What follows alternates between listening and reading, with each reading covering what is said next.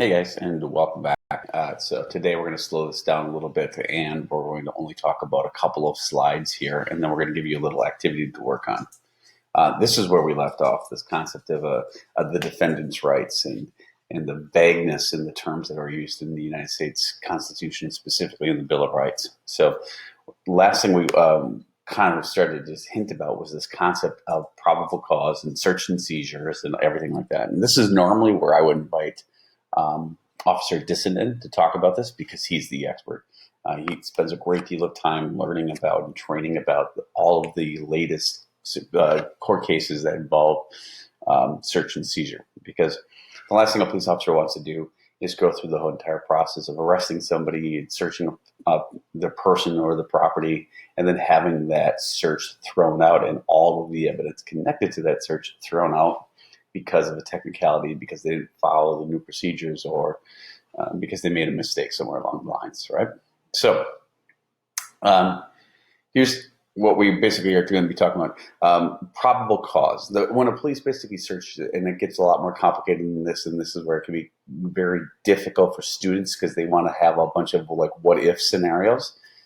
And it's difficult to answer them because the slightest change in a scenario can alter the outcome of whether or not a police officer can search. So all these questions come up. If you get pulled over in a car, can a police search your car? Can they search the trunk? Can they search the glove compartment? What about like underneath the little armrest where you have things hidden, in there? Can they search underneath the seats? All these things pop up. If a police officer stops you in the street, can they search your body? Can they pat you down? Can they do a search of your backpack? All these things pop up, right? And that's where I got my photograph on there for. This is the most common search that we're familiar with at the high school level is police dogs, drug dogs specifically, coming in and searching the school and the school parking lot. Honestly, they spend very little time in the school when they bring them in. They usually focus on the school parking lot. So let's just go through what the slides talk about, and then we'll talk about some of these what-if scenarios still. The concept of probable cause, basically what would allow a police officer to search a person or a property is when the police have this reason to believe that a person has committed a crime, and they most likely should be arrested for that crime. It basically is, if a police officer watching two individuals across the street and they see a drug deal go down. They see somebody handing somebody cash. They see the other person handing them goods that look like they're drugs, and then maybe they're known drug dealers and things along those lines. That would give the police officers probable cause. Unreasonable search and seizure. This is one of the things that we're protected by. It basically states that evidence that's obtained by violating somebody's Fourth Amendment right that protects them from unreasonable search and seizure cannot be used against them in the court of law. It's called the fruit from a poisonous tree. Police officers need to be very careful about how they obtain evidence. They either have to have probable cause, or this gets a little bit more complicated. In the state of Wisconsin, we have a little lesser known thing called reasonable suspicion, but they have to have probable cause, they have to have a search warrant, they have to have your permission. Those are the three big ways that they basically do it. And it is amazing to me when I watch like Cops or any one of those reality shows, how quickly people will just give them permission all the time. And if Officer Disson was in our classroom right now, he basically does a really good job of picking somebody and then saying, let's just go through the scenario. Can I search your backpack right now? And almost 9 times out of 10, that student will be like, yeah, okay. They will just automatically give him permission. And they do it for a number of reasons. Number one, you're just used to doing what you're told.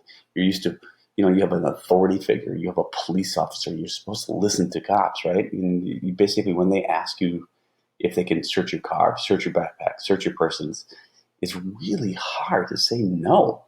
And so people almost always basically will give them permission.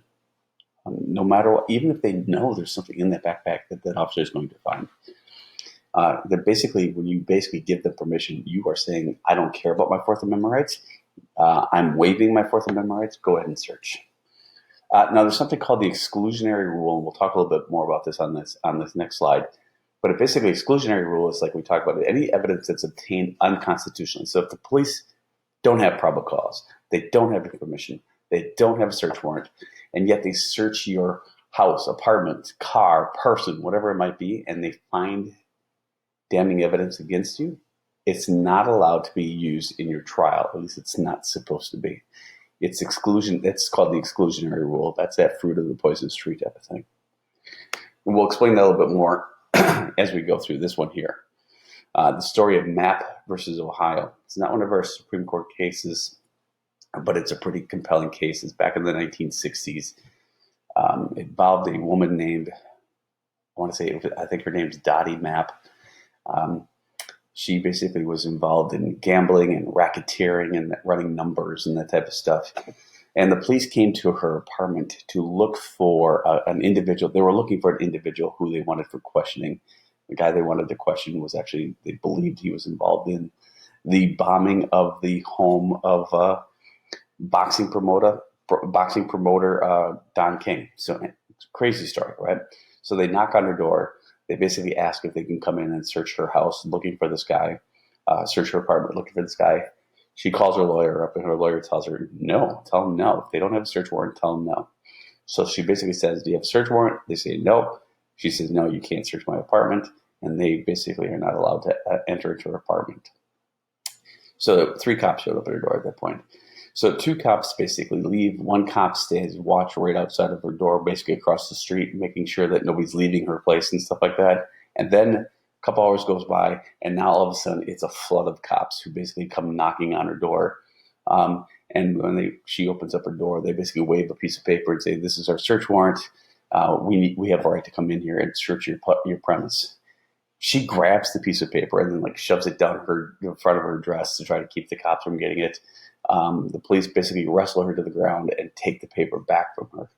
Now, at no point during any of her trial did the police actually pull out or submit as the evidence a search warrant. What most likely happened is they were just trying to lie to her. They're trying to fool her. They didn't actually have a search warrant to search her property. So they end up searching her property, and eventually what they do is they end up finding the guy that they were looking for, who ended up getting acquitted of that crime anyway. But they also find a Foot Locker in her apartment that has a bunch of numbers on it for gambling and stuff like that she was basically running. And they also find some pornographic material.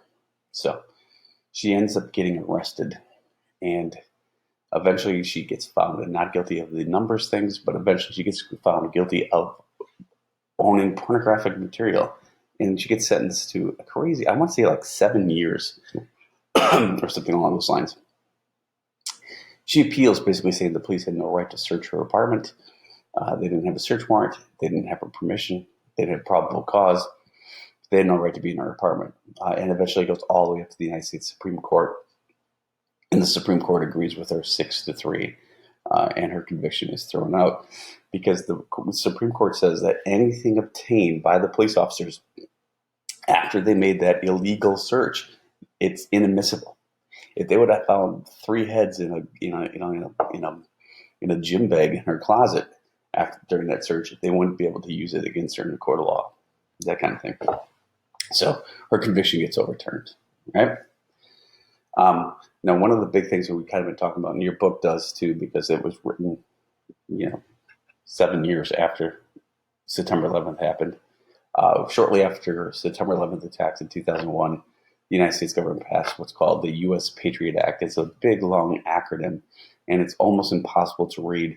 But what it does is it extended the power of the federal government to wiretap and to provide surveillance and investigate U.S. citizens, not even people necessarily suspected of terrorist activities, but it allows this at an unprecedented level.